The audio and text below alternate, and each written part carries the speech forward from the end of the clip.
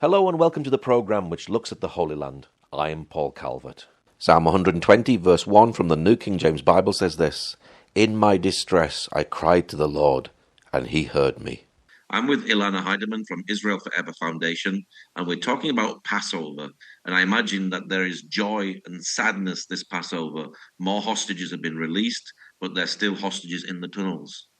There is joy, there is sadness, there is confusion, there is frustration, and there is truly a feeling of helplessness. And yet, side by side, we have to keep our hope up, and we have to keep our strength, and we have to stay courageous, and we have to fight compassion fatigue. So it very much is a heavy, heavy time and a challenging Passover this year for sure. Now, Moses cried, "Let my people go." Is that the cry today in Israel? It is indeed, has been now for 18 months, something that we have had to beg the world. Now, people think of "let my people go" when Moses stood in front of Pharaoh and begged for the release of the Israelites who were kept as slaves and being persecuted again and again in every way. Now, when we are crying, "let our people go," it's this collective, not just one individual, but as many individuals as can be involved. Those are the voices that we need in order to make our message heard. And yet we see after 18 months that we still are being ignored, disrespected, disregarded. The stories of hostages don't matter to so many people. The fact that there are still hostages doesn't matter to more of the world than we wish. And that's really the truth. It is our rallying cry. It's changed, I think, a little even since the early months of the war. It was "bring them home." Right? It was echoing previous sentences about kidnapped groups, whether it was the boys that were kidnapped in 2014 here in Israel, or even the girls from Boko Haram who had been kidnapped, and the thousands of the Yazidi who had been taken captive. So we say bring them home. But the responsibility then was put solely on the sovereign entity of an Israeli government, which we wish would have the power to be able to sway the world and demand of the terrorist organization Hamas and all of the entities of Islamic Jihad, to demand of them to bring our people home.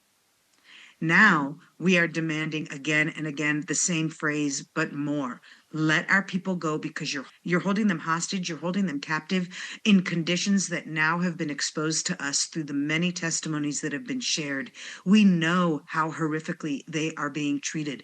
We understand the brutality of what their conditions are, how they're being starved. And so when we say "let our people go," it is an increased demand on the world. Unfortunately, though, we see that it is continuously met with silence, apathy, indifference, or worse, victim blaming, that somehow Israel is responsible for October 7th, even with the failings that took place, and certainly we know they did.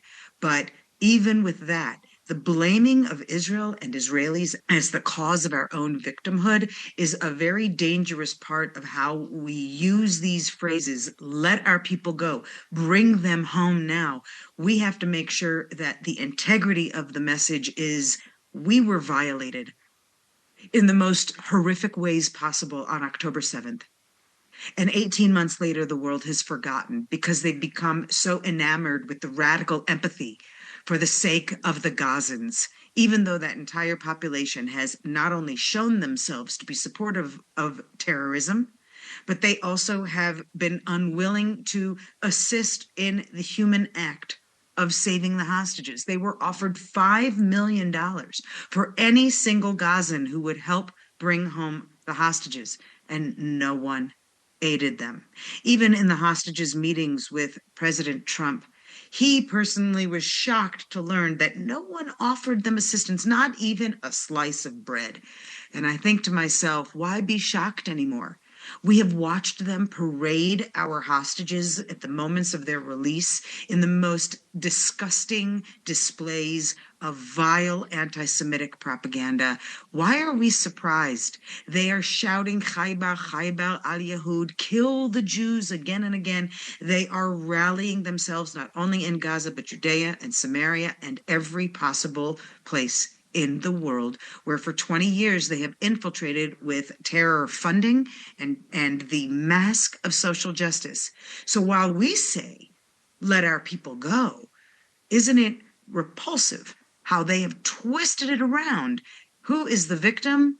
Those who actually infiltrated Israel's borders, committed the rapes, committed the murders, and somehow they become the eternal victim of the horrible Israel. So that narrative has been turned on its head. Just to connect it with Passover, it's crucial for us to understand that we as the Jewish people, we as Israel, we know we've been living this generation after generation. And we will keep that rallying cry.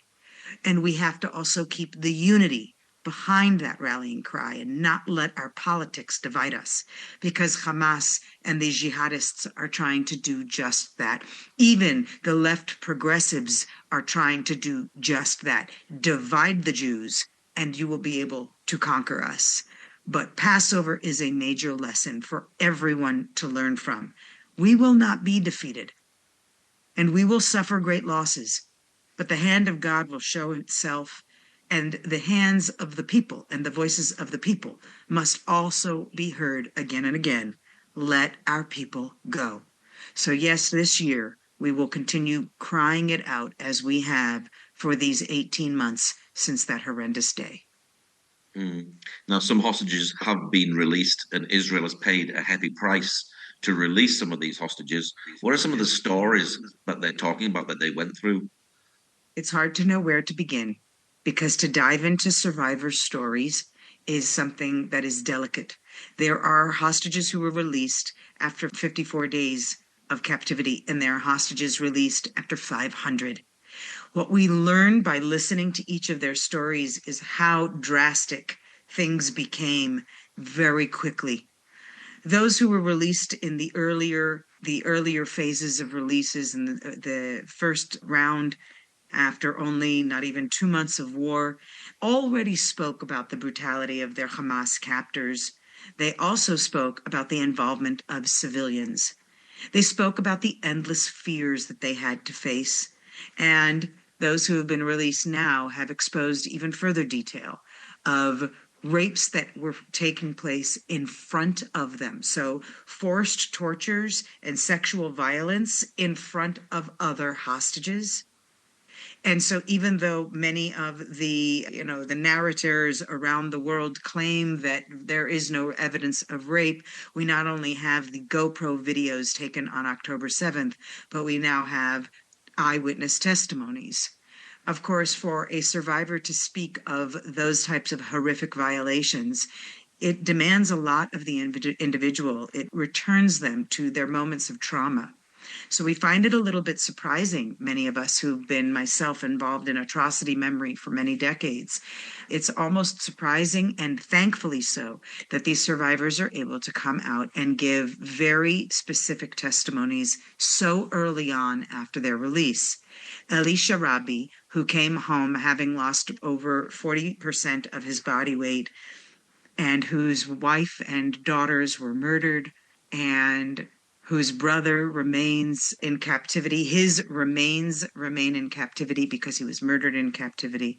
And he has now traveled everywhere and anywhere that will listen to hear the stories of the forced starvation, the psychological abuses that were used in order to control them, even talking about the return to the family, even though they knew, their captors, that his family had been murdered. That style of false hope is a technique that is used by captors in many historical situations. But the way that the psychological torture was carried onward every day for all of these 500 plus days of captivity is an example of how the Hamas ideology, the ideology of all of the jihadists who are out to eliminate Jews and to bring a genocide against the Jewish people. It is based on the lack of recognition of the Jew as a human being. And I think that it's crucial to understand that all of the testimonies being shared give us an example of how these individuals were treated as if they were animals. The young women who have come out of captivity, Liri Albag, at one point we saw an image of her wearing a dog collar. She had been kept on a chain while she was forced to serve the family. She was their slave in their home, forced to cook for them, but unable to eat. The same testimony of being forced to cook and feed the terrorists, but being deprived of food, is a very common, repeated element from the survivor testimonies, and sadly also becoming a tool for those who continue to cast doubt on the integrity of Israel and the hostages, such as Leslie Stahl, who was the interviewer for the 60 Minutes interview of the hostages that took place. And she pushes back against the hostages. She says, how do you know that they didn't just have enough food? Falling into that trap of the Hamas rhetoric that there is a starvation campaign being brought by Israel against the Gazans, and it is completely untrue. In no other instance in history has a body that has been attacked been forced to provide for those who are the ones bringing about the terror. And yet in this situation, that's exactly what Israel is expected to do, provide the food for the Gazan population.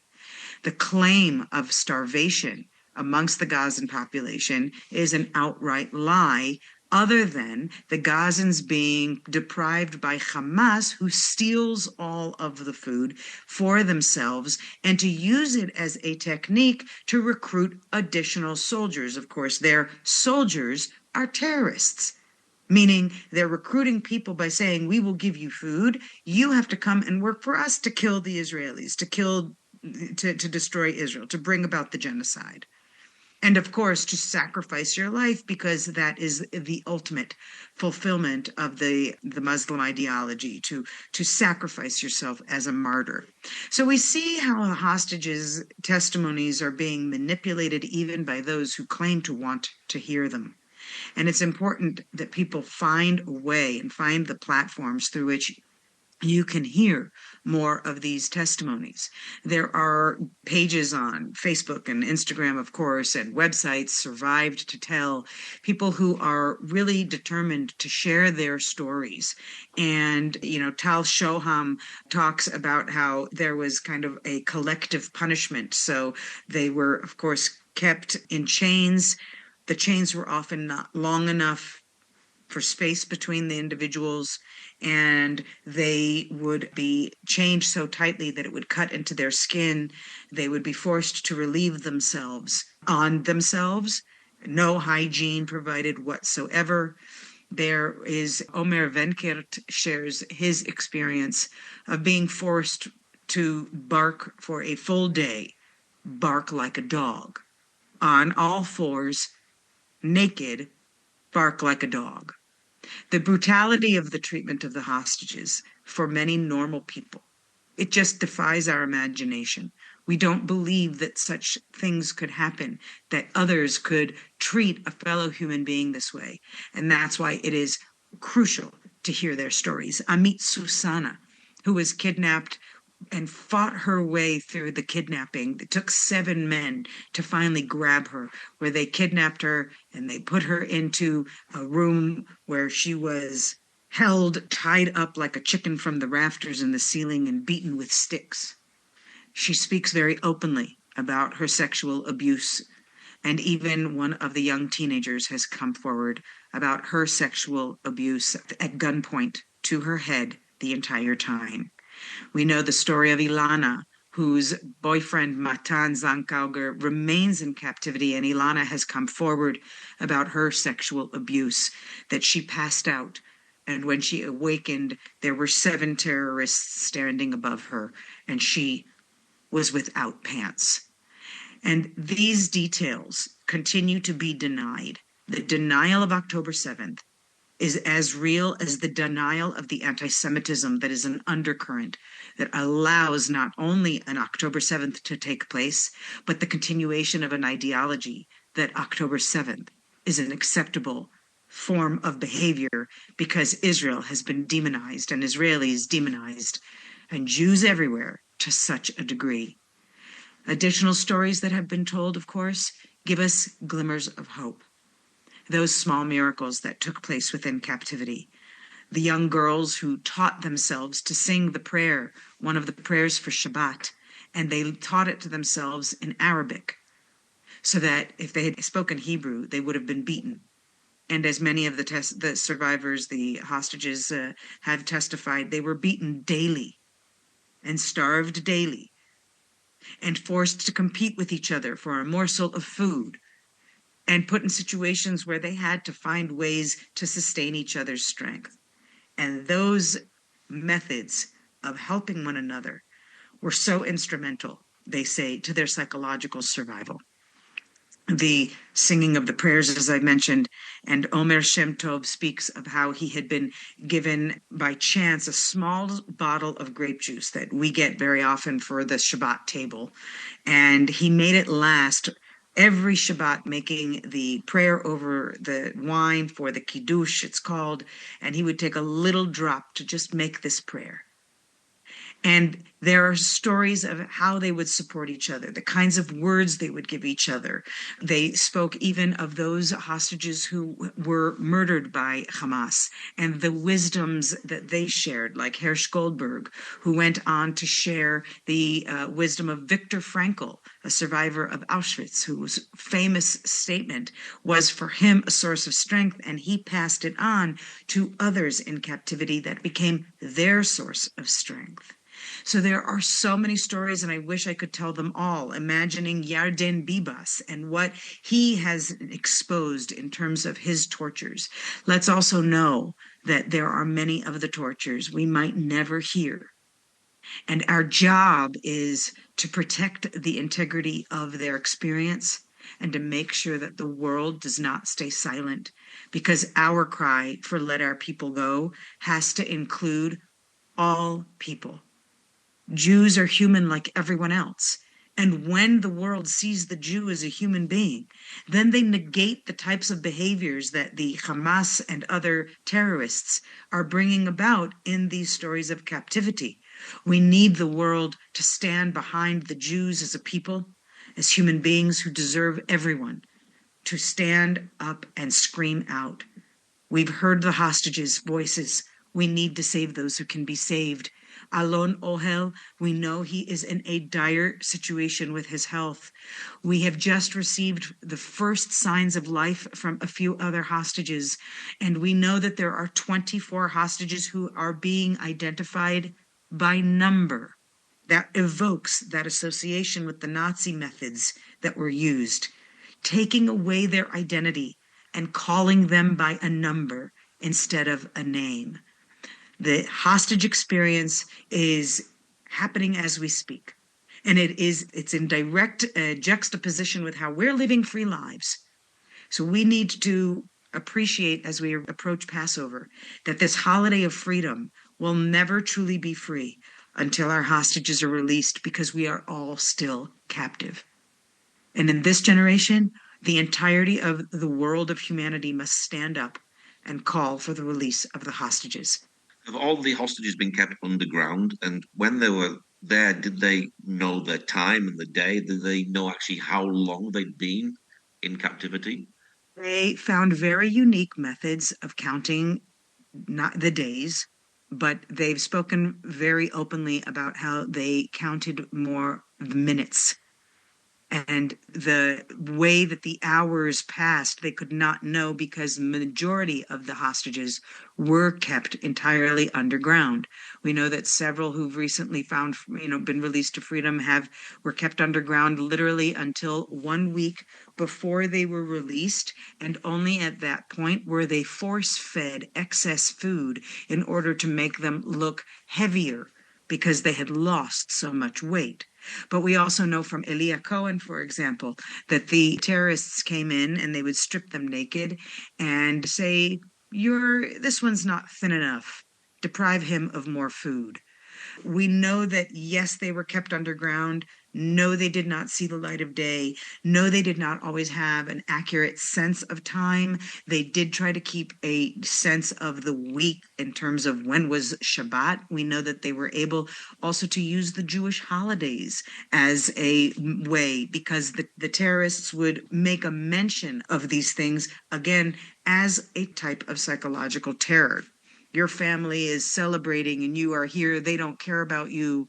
They've moved on without you. No one is fighting for your existence. They don't care that you're here. There were even hostages who reported that the terrorists were telling them that Israel had been destroyed. They did not know. They did not actually know what happened, some of them who had been held underground without access to radio or news.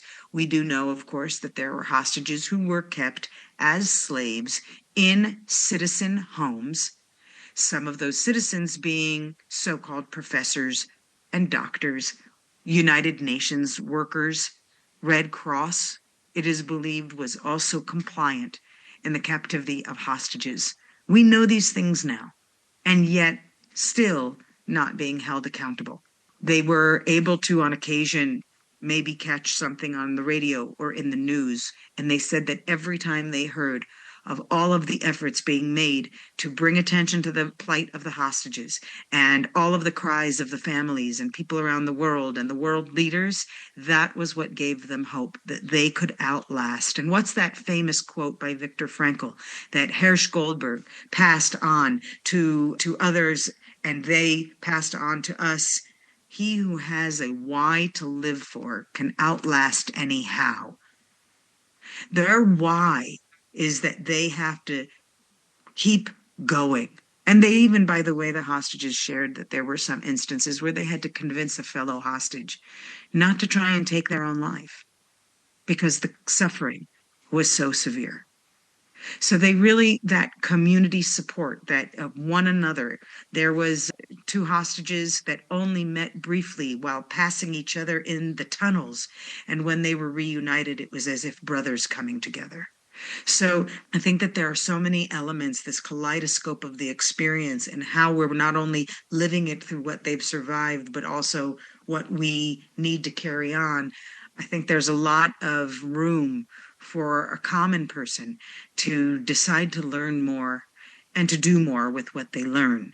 That's the only way that we're going to not only make sure that our hostages are all released to freedom, but that the experience is carried on and we are learning lessons from it for the sake of the future.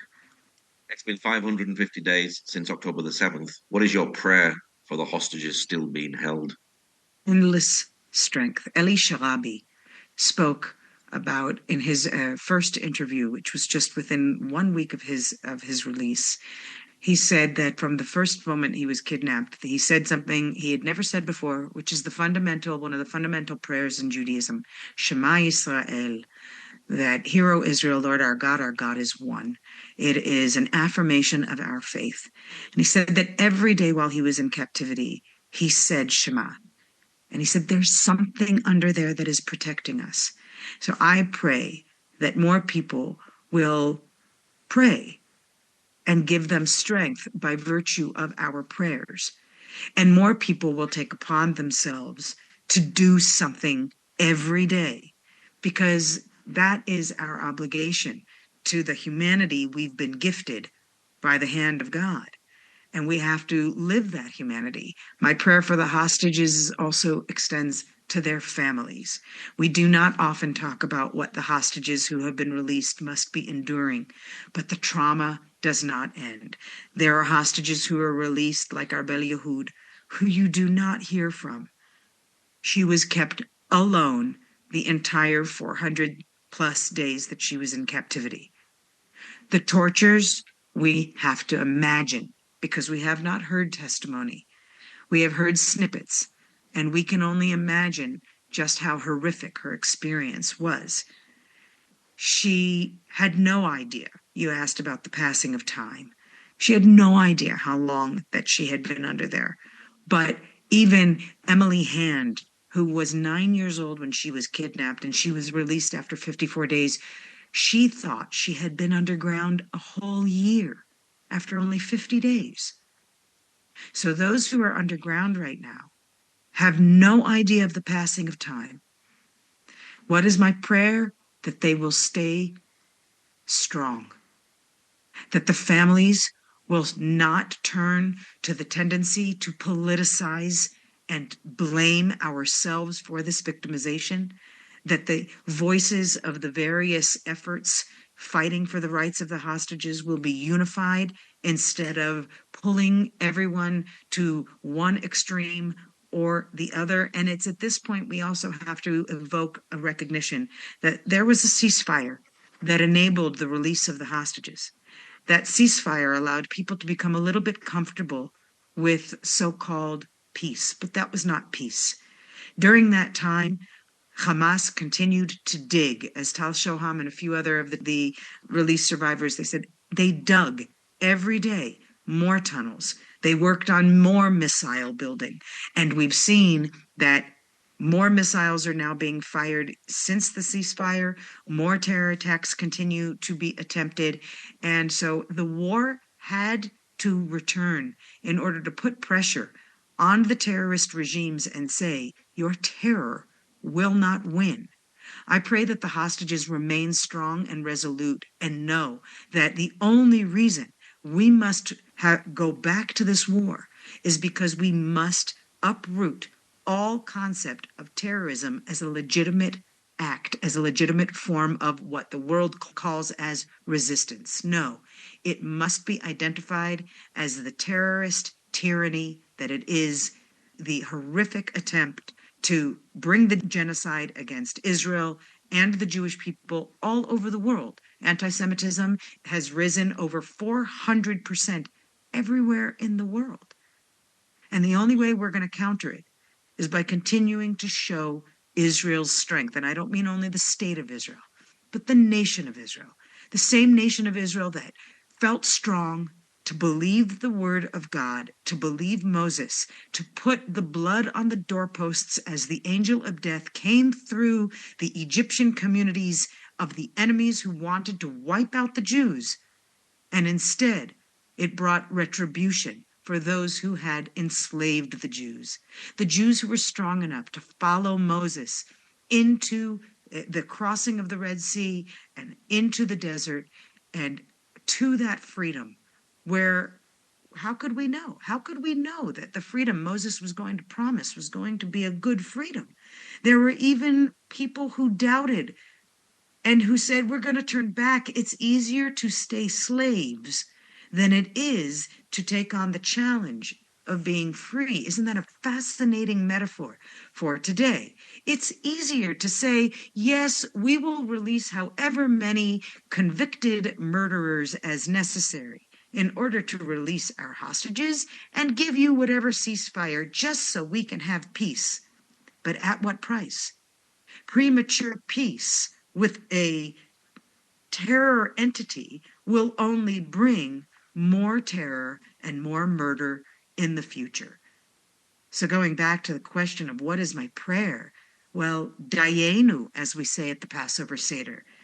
If you had only done this, it would have been enough. But no, not Dayenu yet. We have to not say it is not enough until we have conquered the idea of Hamas as legitimate. We have conquered the taking of our innocence and the raping of our women. And by the way, evidence has also now come to light of the raping of men, children, and elderly. On October 7th, our prayer must be that their memory continues to serve and be justice towards whatever battles we must fight, because the war for the Jewish freedom did not end when we crossed the Red Sea. It did not end even in the War of Independence. It doesn't end now until Jews are free everywhere and forever. What's your website for people who'd like to know more about the work that you do? Come and listen, come and learn at israelforever.org. Follow us on Instagram, where we share daily inspirations and informational resources that you can use. Be a part of Declaration Day and mark May 14th as the official day of Israel's independence. There are so many ways that we provide for you to do more in your life, in your community, in your family, and in your heart. Come and look at Israel Forever and be a virtual citizen of Israel for us today and always. That is what will bring peace for all humanity. Well, Elana, thank you very much for sharing today. Thank you so much for having me, and may everybody feel empowered to be a part of this historic time. Thank you for joining us today. Pray that God will move by his mighty power in the Holy Land and bring his peace.